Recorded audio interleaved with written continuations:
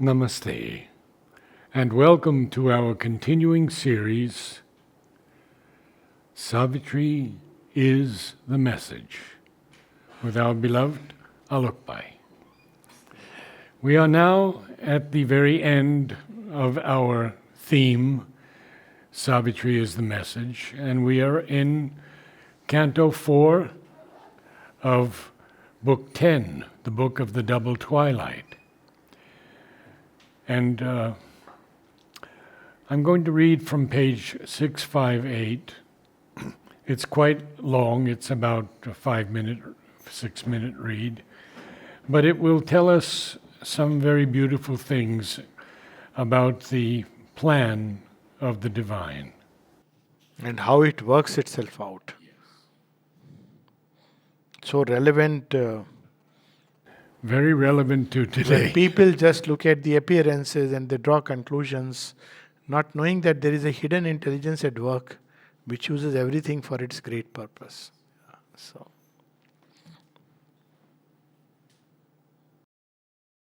in the casual era of the world's ignorance, a plan, a hidden intelligence is glimpsed.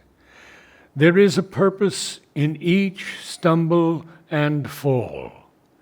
Nature's most careless lolling is a pose preparing some forward step, some deep result. Ingenious notes plugged into a motive score, these million discords dot the harmonious theme of the evolution's huge orchestral dance. A truth supreme has forced the world to be. It has wrapped itself in matter as in a shroud of death, a shroud of ignorance.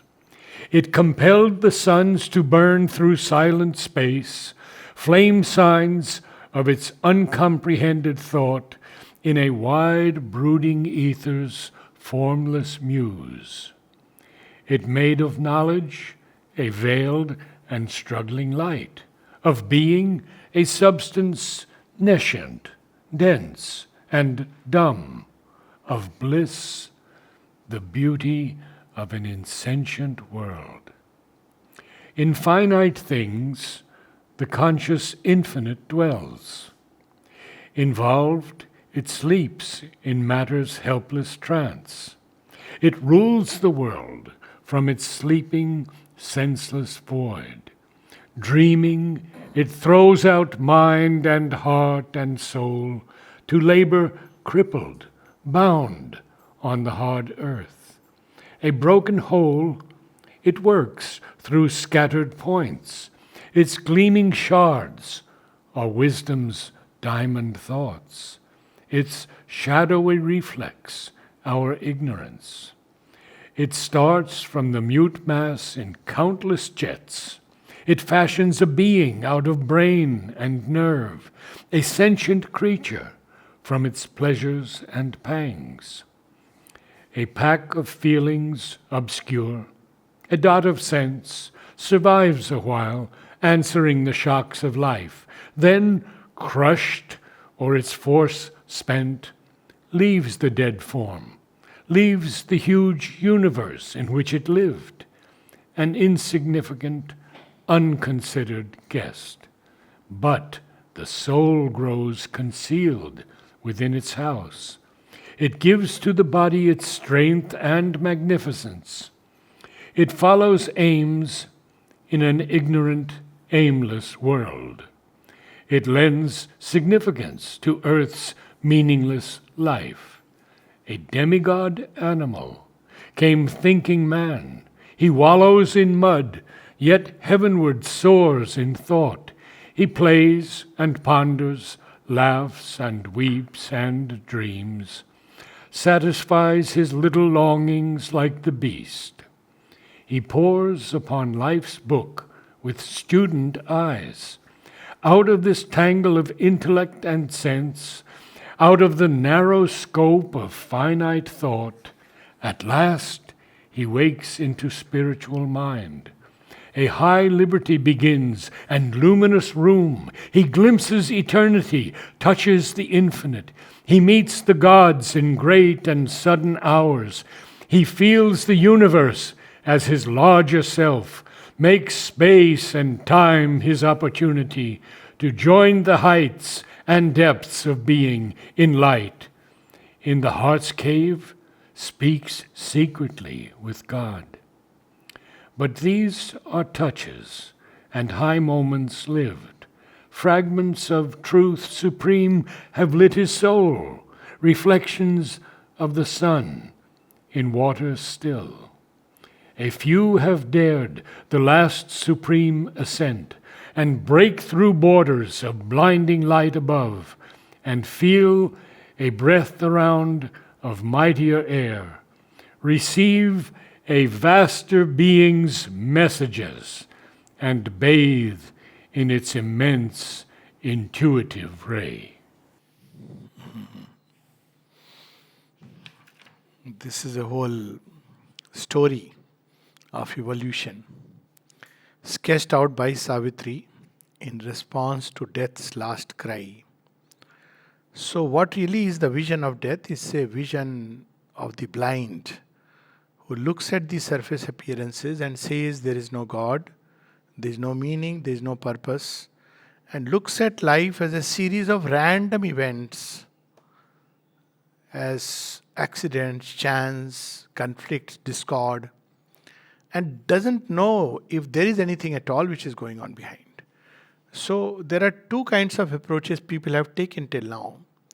One is the rationalist approach, and they declare that, either there is no God, or if there is one, he is a witness, that's it. He has nothing to do with the world, because world he's is impotent. Impotent. It's a contradiction of whatever we understand of the divine.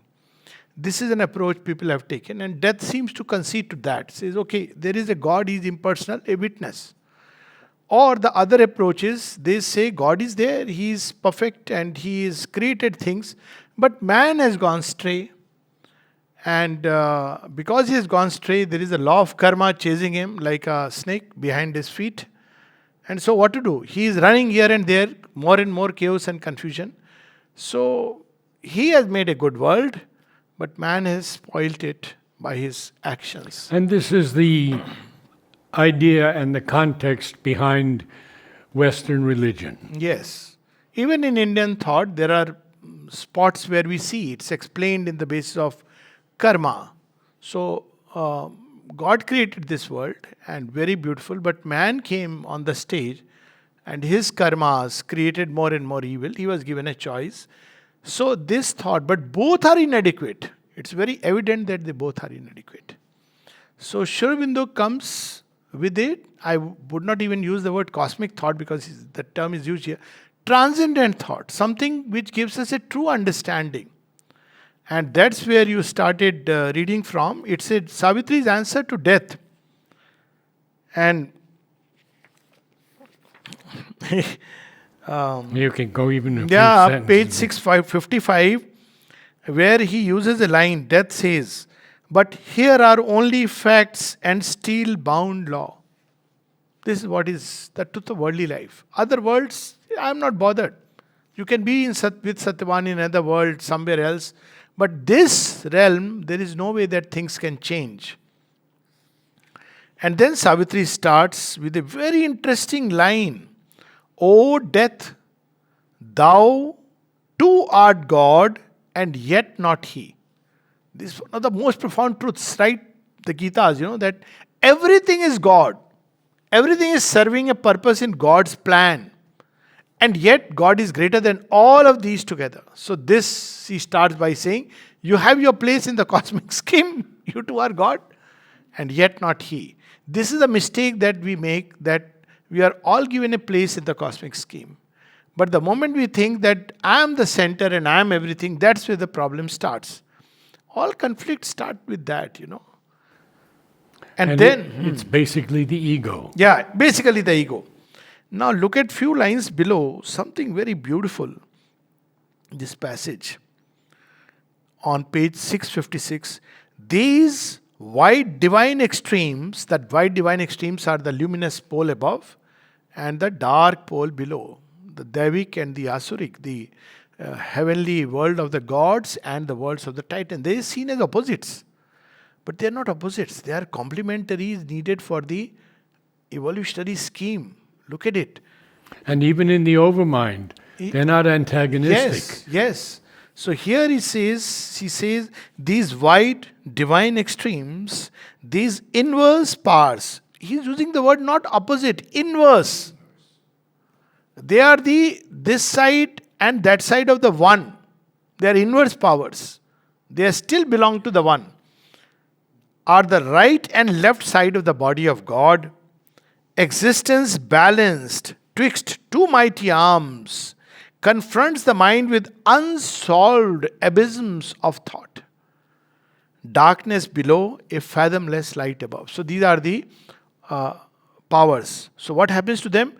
In light are joined but sundered by severing mind. The mind that creates the gulf, the division. But in the light, in the supermind, they are united. Even Mother said, even good and evil are united. So our disciple is surprised that evil also is divine and anti-divine are united, joined. Then she writes a footnote. You will see it in notes on the way. So she says, because she understood that people can't understand what truly this unity is. So she says, in the divine consciousness of unity, the supramental, which is what the whole passage is ultimately about, because now she is revealing the highest truth, the truth seen from the supramental realm. So she says that, when they are united, it means evil is no more evil because its origin owes itself to something in the infinite. But there it's not evil. And good is no more good as we understand here, even that undergoes a transmutation. And in that unity, they are all in their right place, doing their function well.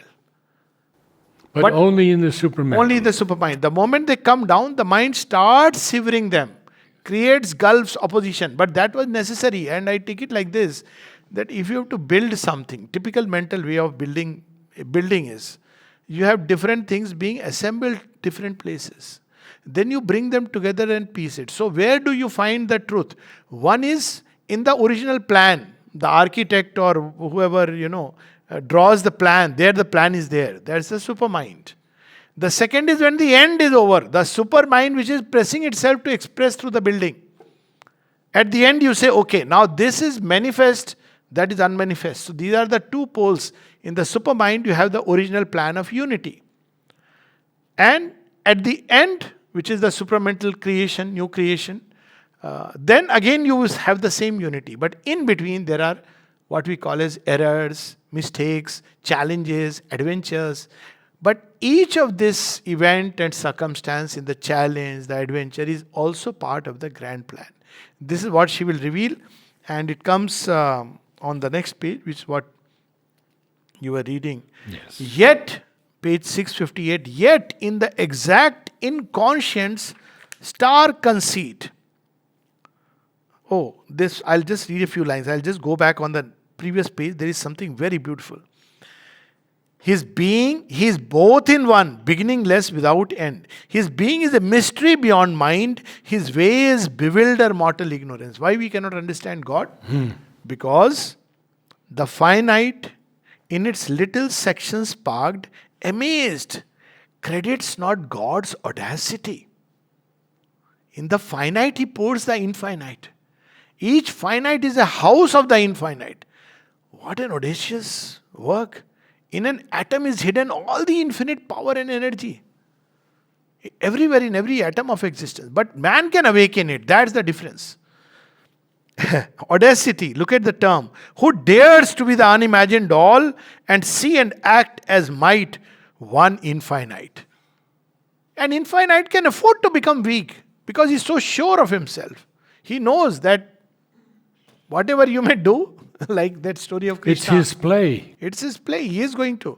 The more unsure we are, the more insecure we are, the more we feel threatened and try to, But one who is strong, truly strong, knows that, well, this is the one which is a play. So, and a play with a purpose. Now, see this something very interesting. Against human reason, this is his offense. God has committed an offense. See, we were waiting for it. What is the offense? Against human reason, this is his offense. Being known to be forever unknowable. Why known? He is the most intimate. There is nothing else but him. Being known to be forever unknowable. To be all and yet transcend the mystic whole. Absolute. To lodge in a relative world of time. Eternal and all-knowing. To suffer birth. Omnipotent. To sport with chance and fate. Come, let's play the game of games. Omnipotent, what game you can play? You are going to be, You say, okay, I'll veil my omnipotence in a shroud of ignorance. And he says to sport with, to play with. Play with chance and fate. Try whatever you may. Look at the marvel of the God's omnipotence revealed in a way which we cannot imagine. It's not just a magical doing this, that, but working itself through all the sheets of ignorance, because that's what is going to be. Spirit, yet to be matter and the void. Spirit has become matter. Illimitable beyond form or name. To dwell within a body. One and supreme. And then yes, this is the line. To be animal and human and divine. This is one of the marvels of Indian thought which Sri Aurobindo is bringing out. God is not just up above in the skies. He takes the body of animal, matter, man, all these are his vast bodies. And in the worm foresees the coming God. The only difference is animal cannot realize this truth. Man can, if he wishes. This is the main thing. And it doesn't end there. A still deep sea, he laughs in rolling waves. It gives us a new vision of the sea. And laughs in rolling waves. Universal, he is all, transcendent, none. But he has to be convicted for his crime, because against his man's offense. To man's righteousness, this is his cosmic crime. Look at the humor, satire, irony. Yes. People often, at some place, Sri Aurobindo said, if you take that, destroying is evil, then God will be the first person you will convict. Because in this world, all things are born and they perish. So that wide vision that we have to have. But man is righteous. So he gives to whatever is being destroyed and whatever is the instrument of destruction, he gives the name evil. That's what in the Gita Sri Aurobindo reveals in the beginning. That in Indian thought, however, even Kali is the mother. Rudra is also the Lord. Even behind destruction, there is ultimately that same force. But otherwise, we cut into two parts. We see only God as very nice sadhu bacha sitting up there, just quietly, and the same sadhu bacha smiling, playing the flute, cowherd's boy. When he takes Sudarshan Chakra, we don't know what's happened to him. And when Arjuna asks him, "Who are you?" I know you so well, but now I am afraid of you. He says that, I am afraid looking at you. I am your friend, but my first the fear was of the army committing sin. Now he is afraid of the great Godhead. He says, who are you? My body is shivering looking at you. Arjuna asks Sri Krishna. And Sri Krishna's answer, he says, I am Kal, the destroyer, time the destroyer. Then he says, sir, this is too much for me to comprehend in 1 hour. Please show me your gracious form. Come as Vishnu, nice with Lakshmi ji by his side, smiling. That's good. Just imagine, nobody can associate Krishna as time the destroyer. But this is the beauty and might which I keep reminding of, yes, the Indian thought, which has seen even in destruction, the play of the divine. So that's what, against man's righteousness. To man's righteousness, this is his cosmic crime. Almighty, beyond good and evil to dwell, leaving the good to their fate in a wicked world. A criminal, he should be charged for crime. But why does he do so? To understand this mystery, I was going to say, please hear Krishna's play. The Leela of Sri Krishna. This ego scales have to drop off. We are attached to ideas, opinions, viewpoints, mind. You cannot understand God's play. To eyes, an aimless, all opposition seems and strife and chance, an aimless labor with but scanty sense. To eyes that see a part and miss the whole. This is our problem. We have a narrow glaucoma vision, so we see literally very little. At the same time, we see in small section of time, we don't see through large spaces of time. See, people who would have seen the war of Kurukshetra, they must have thought, they cursed Krishna. Some of them said, because of you, this situation is there. They didn't know that he was saving India through that war. So there are things which are beyond appalling to our senses, and we should just stay quiet and see how these things work. And here he goes on, the surface men scan, the depths refuse their search. A hybrid mystery challenges the view. Hybrid, where good and evil are mixed together. Or a discouraging, sordid miracle. Yes, this world is miracle, you can't deny it. Out of atom you build this, but it's a sordid miracle, discouraging. And then comes this line, yet in the exact inconscience, stark conceit. What is the conceit? Out of nothingness, world of forms and names is emerging. What happens? Because atoms, how they build form? This is a great mystery, incidentally, in science. There are 2-3 real amazing mysteries. One is, how is form built? Second, how is form perceived? That's another mystery. How do we perceive form? Because we don't know actually, but it's so real to touch, to everything. But at another level, if you go by quantum understanding, there is no form. How is form built? So then we can end up saying that there is a habitual association of the atomic movement with our senses, and habitual association. But it's workable, it's not just habitual. You hit against the table. It's not just a mental thing, it's so real, and yet it's so unreal. So in stark conceit, in the casual error of the world's ignorance, a plan, a hidden intelligence is glimpsed. That's what we should try to find out. What is that hidden intelligence working behind things? And what is this? What is this intelligence does? There is a purpose in each stumble and fall. You know that story when in the jail, when Sri Aurobindo, Sri Krishna appears to Sri Aurobindo. Now there is a council who is going to speak things, and Sri Krishna gives Sri Aurobindo the counsel, first counsel. He says, I have taken your charge. I mean, not exactly these words. And he says, in all ways, whatever men do, they will end up doing my will.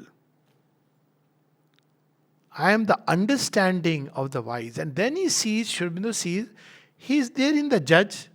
He is there not only in the lawyer who is fighting his case, but the lawyer who is opposing.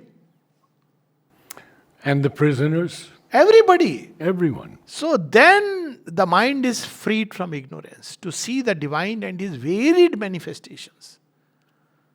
So this, to start with, people who are very caustic with you, bitter, see in them also some manifestation of God.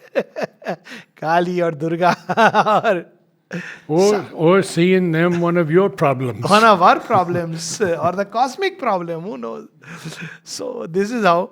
So a plan, a hidden intelligence is glimpsed. There is a purpose in each stumble and fall. Nature's most careless lolling is a pose. Looks like nothing is really happening. Nothing is really happening. World is wonderful.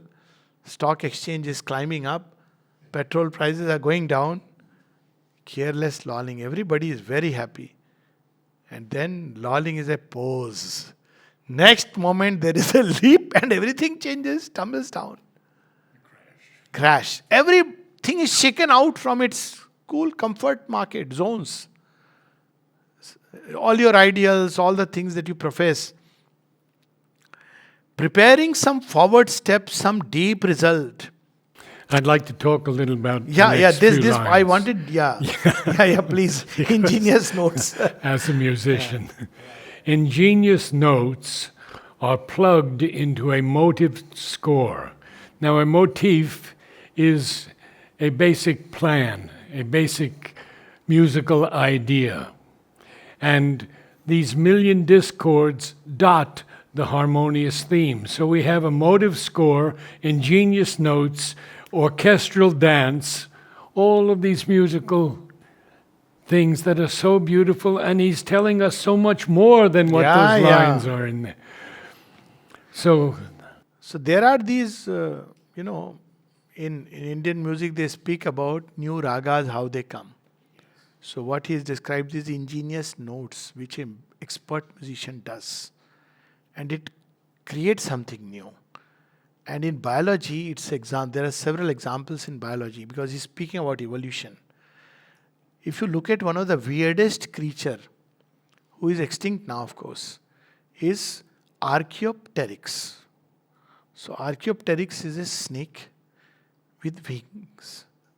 Wings, little chinna wings. So what had happened? Birds have to be created. If suddenly snakes start flying, how dangerous it will be. So a weird creature is created who will not survive. but the idea of winged flight is in that is creature. beginning with Yes. that. And look at the change. Out of this creepy creature is born the wonderful skies covered with birds. So this ingenious note, it's like a discord. If somebody could picturize the world and saw this Archaeopteryx fellow flying, say, what kind of world this is? Who created such a creature? And God would have said, wait, this creature is only a prelude to a vaster theme. I'm going to fill the world with birds. So we also say, who created this funny creature called man? Half animal, half human, whatever left is divine.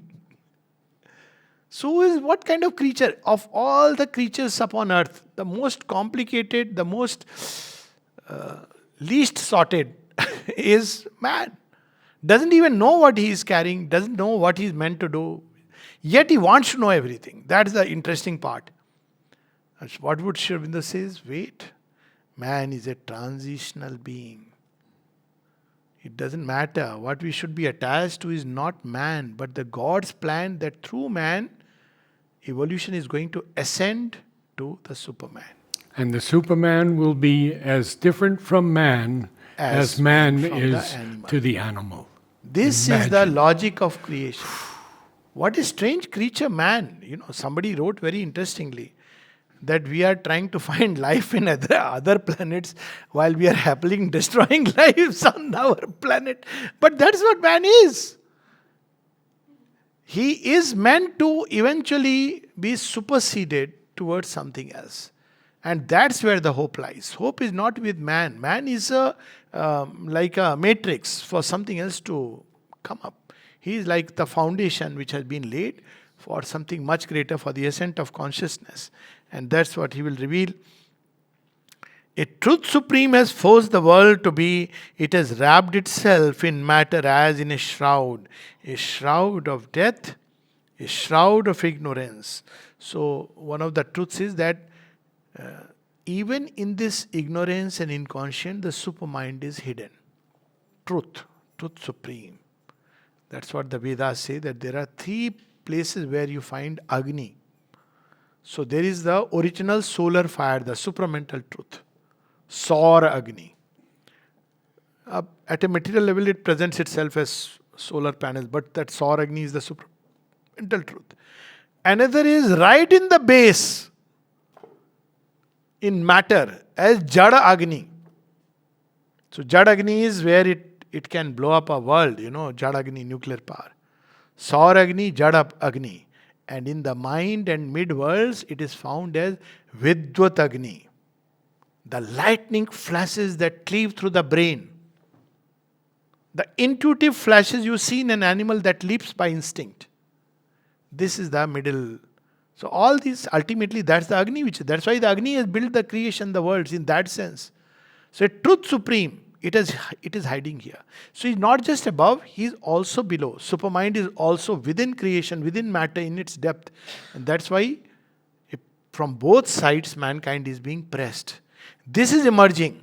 So the surface is becoming, man is losing that order which was created by the mind. At the same time, there is a pressure from above. So both these things, a truth supreme, it compelled the suns to burn through silent space. Evidence. Look, this truth supreme has compelled the suns. Now he's talking of the material and several layers of universe.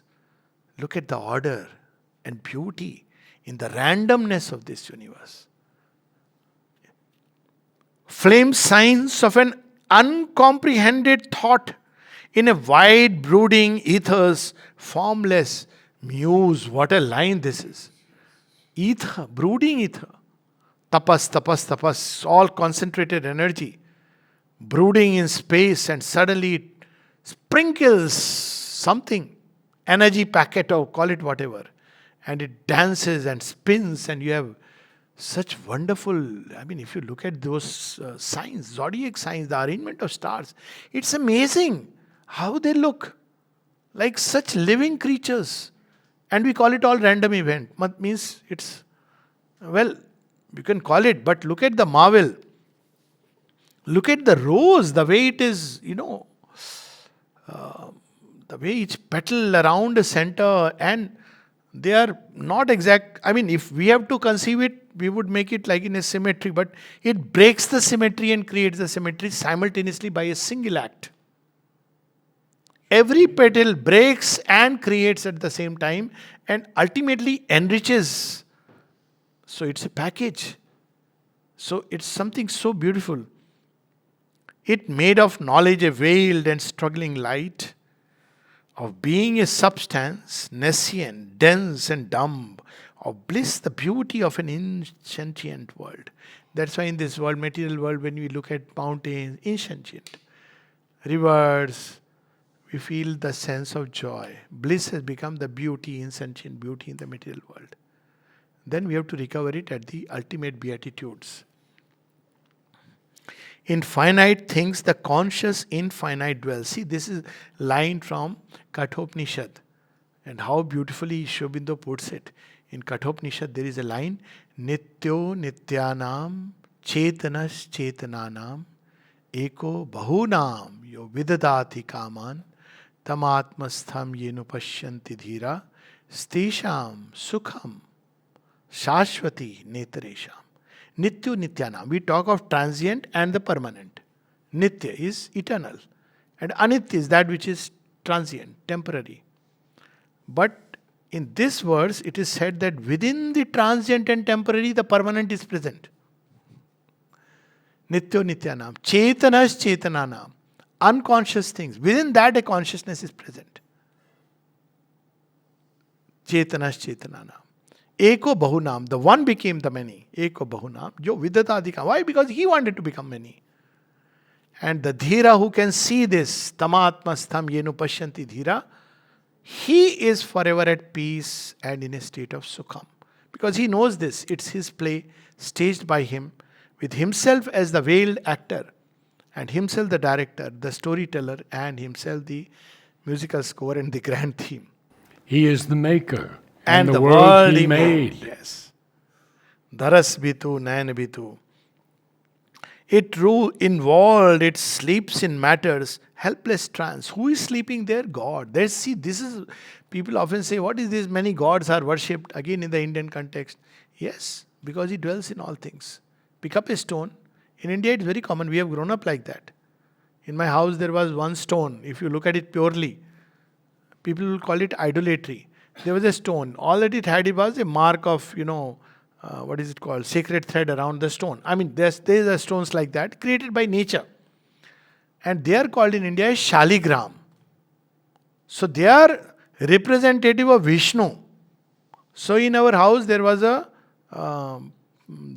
plant of Tulsi, and in the Tulsi the Shaligram was placed and he was worshipped as Vishnu. And Tulsi was regarded as sacred because they have to be together. There is a whole story associated with that. So in that stone, every day, we used to put water, do pranam. It's like there is the divine dwells. So that's how it is. In matter, he dwells. One time I was cutting the dead branches of the service tree over the samadhi to make incense holders. And I made one cut, and inside was Agni. Yes. What an experience. The flame was just perfect. Yeah. So this is the... So then it goes on, and then he says how, evolution takes place. And through all these seemingly significant, insignificant events, there is someone inside who is growing through all this. That's the beauty of the play. We look at the surface, but what's happening is what is going on within. And through all these seemingly random events, casual circumstances, stumble, fall, everything, there is a fellow who is waking up. And that he describes. Initially it is an insignificant, unconsidered guest. Oh, there is a soul, I don't know, we have heard about it, written in scriptures. Insignificant. Why? Because we believe it has no role. He is the king hidden. That's how Sri Aurobindo describes the king hidden behind rich tapestries. So, unconsidered and insignificant, unconsidered. Is it there, not there? How does it matter? Our life we should. Guest. Looks like a guest. He is the fellow. Ish. He is the master of the house. He owns it. He owns it. And we call him the guest. But the soul grows concealed within its house. Nobody is seeing that this little fellow, Krishna, is growing. Suddenly the jail is empty. He is growing elsewhere. People are wondering, is it the fellow who is meant to overthrow Kansa? But he is growing. It gives to the body its strength and magnificence. Inside out. It gives to the body, it's a line, it's a truth. A strong body. That's why in Indian thought, this thing was there, that bal you can get by physical exercises. But Shakti, it comes from the soul. You can become a veer by learning the art of this thing. But Shaurya comes from the soul. You can become a skilled archer, but you cannot become sure veer. Shaurya is born from the soul because it knows it doesn't die. Only a person who is fearless, who knows he doesn't die, can take the challenge even of death in its face. So that's what it gives to the body, its strength and magnificence. It follows aims in an ignorant, aimless world. So he's not saying this world is aimless, but he's saying it looks to the ignorant eyes, it's an aimless world. It lends significance to earth's meaningless life. Where we have to go, which way, the soul has the original blueprint. It knows. A demigod animal came thinking man. So now the entire evolutionary process, wonderful hope. A demigod animal came thinking man. This demigod animal is human beings. Animal body, and yet within us the demigod. Demigod animal. At one place he describes human beings as a cross between the demigod and the beast. A cross between the demigod and the beast. Because something in us has come from the heights, the soul within, and the rest is made from the evolutionary process from animal. So we carry both. A strange antinomy is his nature's rule. Freedom he asks, but needs to live in bonds. Seeing himself, he thinks it other than he. You are my soul. If the soul comes and says, I am your soul. Oh my God, dangerous. Soul is booth. That's how we understand. Soul, my soul. So he meeting himself, he thinks it other than he. So here comes man. He plays and ponders, laughs. He wallows in mud, yet heavenward soars in thought. Human nature, because it has both. He plays and ponders, laughs and weeps and dreams, satisfies his little longings like the beast. He pores upon life's book with student eyes. Out of this tangle of intellect and sense, master lines. All this he has described, man is doing, pouring like a student, laughing, weeping, everything. And then he says, tangle of intellect and sense. All that senses are giving to the intellect, outward gazing intellect, it is picking up as something real and true, trying to make sense out of it. But the data is wrong. That's why when Mother was asked, how does the yogi look at a world? Does he have the knowledge of the world? He says, yes, but that's not knowledge what you are having. Because your basic data is false. So meaning thereby, can a yogi know that which virus has attacked a particular individual? The yogi will say, there is but no virus. It's your error of perception. It's a vibration. So you will say you are wrong. But actually that is the true vision. It is the intellect and the senses which have conjured for you a reality which serves a practical purpose momentarily. But it's not real. That's the big difference. The outward gazing intellect, the scientific minded says, people who take to mysticism live in some dreamland. They don't deal with reality. So nowadays this is the slogan, no, be real. Yogi says, yes, this is real. Because we are no more clouded by the sense and the outward intellect. So this is the whole. So he uses this word. Out of this tangle of intellect and sense, out of the narrow scope of finite thought, at last he wakes into spiritual mind. At last he wakes up to some light. Chandrasekhara. That's the spiritual mind. But this astrophysicist, Tyson, he says, what I can sense, what I can know with my mind is fine. But you tell me that you have seen God. How can you prove it? And this is the mind. Not only that, it can be proven. The whole problem is that just as you have these senses and these mind, there are other senses and other mind. And corresponding to each level of mind, there are corresponding senses, and this is very easy to understand. Even from a poetic point of view. When a poet suggests that, he has experience of it, in fact, mind creates reality. When you look at let me take a very commonplace example.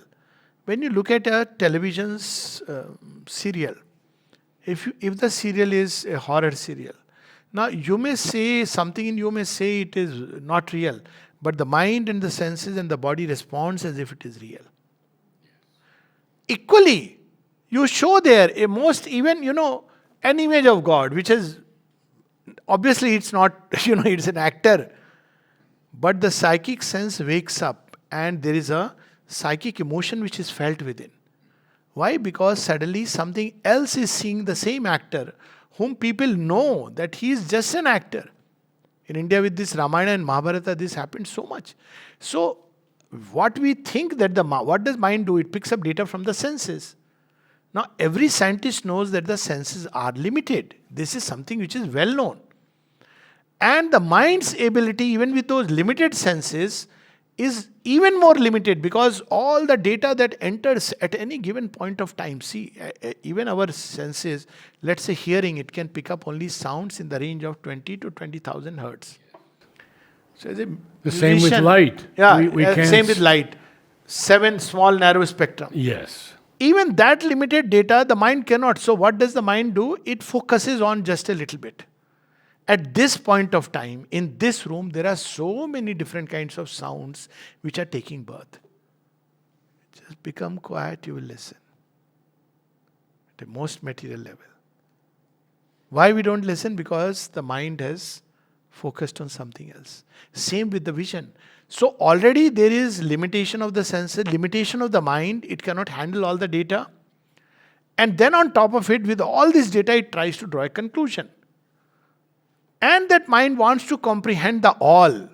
Let's not use the word God, because God brings that conception of God up there who has a human form, like that. He can assume any form, that's different.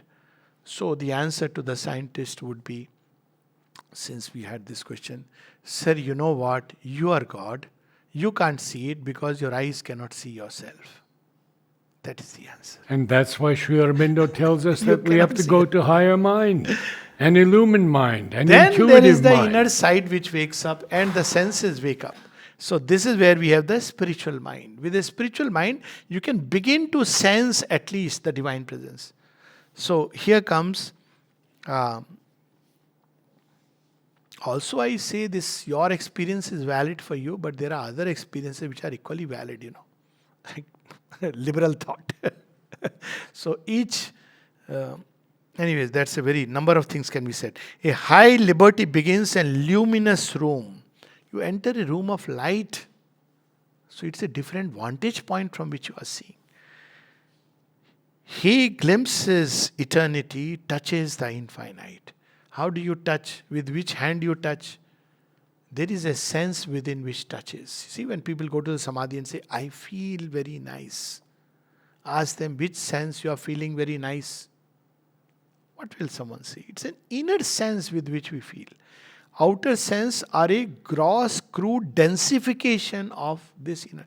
And it's again easy to understand children who don't have a sensory development.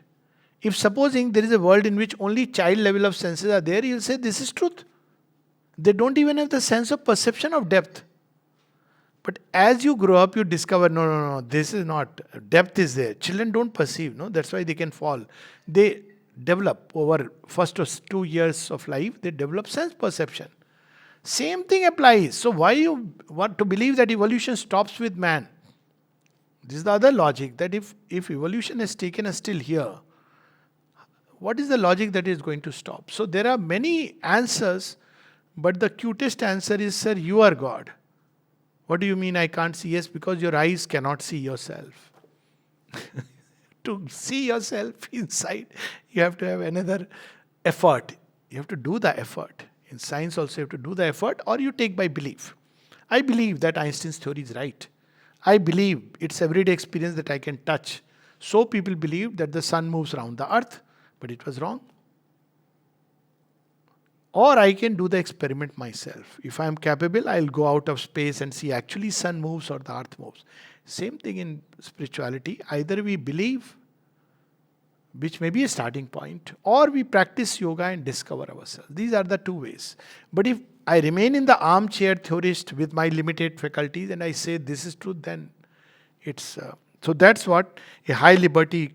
He meets the gods in great and sudden hours. How do the gods come? What forms do they have? They will take the forms that we are used to. She will come as Durga to a Hindu, as Pallas Athene to a Greek, as Mother Mary to a Christian. Their forms are very plastic, unlike our forms. So gods. Or they will not come in any form. Suddenly you are in a place and you feel a great courage. Where does that courage come from? The gods are around. They have knocked at the doors and entered there. So he meets the gods in great and sudden hours. So these are great hours when you're face to face with death, like war zone. How do people do things which seem impossible? There are gods surely at play who are inspiring. He feels the universe as his larger self, makes space and time his opportunity. As we grow into consciousness, everything is the soul's opportunity to join the heights and depths of being in light. So when we walk in darkness, it's also an opportunity to join it with the light. What profound line this is. In the heart's cave, speak secretly with God. But these are touches and high moments lived. Fragments of truth supreme have lit his soul. So this is an entire development, evolution. That comes animal man, then he begins to get glimpses, flashes, the soul grows. A few reflections of the sun in water still. A few have dared the last supreme ascent. This is what Sri Aurobindo wants us to take. The leap across, the bridge across forever. A leap from the transient to the eternal, but in form. A leap from matter to spirit, but in form. That is a great bridge. from mind to supermind, ignorance to wisdom, call it whatever. And then what happens?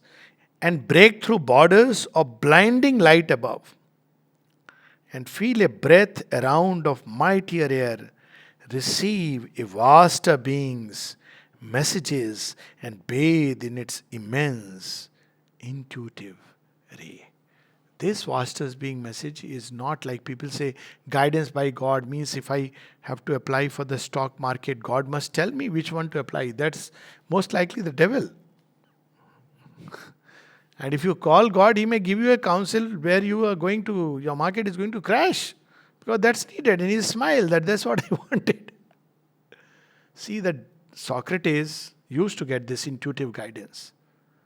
So, when he is condemned, when he is charged guilty, and he has to drink hemlock poison. So one of his disciples, Crito, he has paid, see everywhere this used to be there, silver coins, bribed everybody. He's a rich man's son. Socrates had quite a good, rich people's children, and all the parents said, this fellow has spoilt our youth. That's why he was charged. Because he's teaching them about freedom, about divinity, he is spoilt. So he is charged. So he bribes everybody, comes to Socrates and says, Master, come. The master refuses because he consults his inner guidance. Now this intuition tells him, don't go. Meaning thereby, drink the hemlock. Logical, illogical. But what is illogical to man is perfectly logical to the intuition. So then Socrates, he says, no. He says, I have prepared everything. Safe passage. He says, no. He says, any last wish I can do. He says, I owe a debt to the man so and so because I had taken a cock from him and have not paid him yet. Can you clear the debt? He says, of course, gladly. And that's the time poison has started working and is right at the end. So intuitive ray, guidance of God doesn't work the way human mind with calculation and preoccupation with instant success tries. In one of the aphorisms of Sri Aurobindo, half a dozen revolutions through which the world has advanced and most of them were failures. Somebody asked which revolution was a failure. I said one of the biggest examples was the French Revolution. But today even in Indian constitution we write freedom, equality, fraternity. In its own time, it was a failure. About Bolshevik revolution, Sri Aurobindo sowed. First sowing of the seed. What is that? Something you remember. The first stirrings, though it was born to fail. But these are the ways the divine starts his journey and eventually takes us to something far beyond we can even imagine. So that's what messages, receive a vast being's messages and bathe in its immense intuitive ray. And then comes a few lines we can read and then stop. On summit mind are radiant altitudes. Basically, mind is not all man's tireless climb can reach. Exposed to the luster of infinity, outskirts and dependencies of the house of truth, Swarlok of the Vedas, heavens of the ideal. What are the outskirts and dependencies? So being who live there, they, you'll see in that Indian mythology, they go to Narayana straight away, hotline. Any problem, they'll rush to him. Dependencies, look at the marvelous word. So if a person is so dependent on God, know that he lives in Swarlok. Only beings of that region have this kind of dependency. So outskirts and dependencies of the house of truth. Upraised estates of mind and measureless. There, man can visit, but there he cannot live. And Sri Aurobindo's whole effort is for us to live there. Not only live there, but bring that here and transmute this material house of clay, so that this earthly life can become life divine. Wonderful.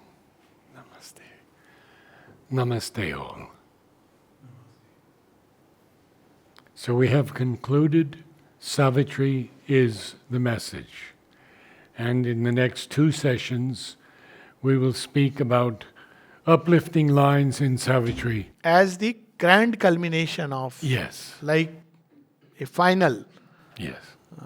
grand of what is the message that Savitri gives us. Okay, next 2 Thursdays, right? Yes, very good. Thank you. Namaste.